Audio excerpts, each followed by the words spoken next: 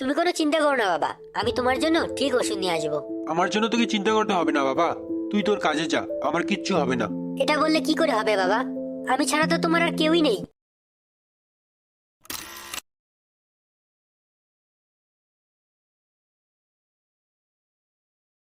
আসলে ছেলেদেরকে কেউ ভালোবাসতেই জানে না।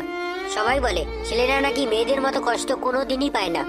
আরে আমাদের জায়গায় এসে দেখো বাস্তবটা কতটা কঠিন।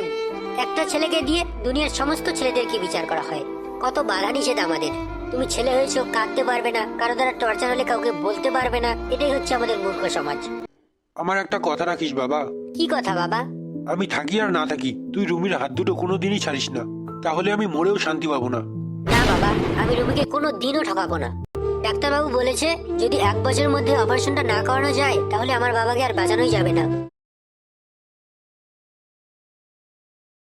সত্যি কথা বলতে ছেলেদের দোষ গুণ ক্ষমতা অক্ষমতা সবকিছুই তার টাকা কিংবা সরকারি চাকরি দিয়ে বিচার করা হয়।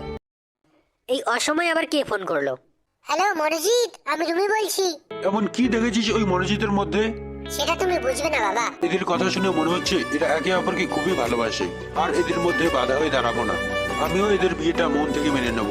রুমি, এবার খুশি তো তুমি? ক্যামেরাম্যান ইমিডিয়েটলি ফোকাস করো।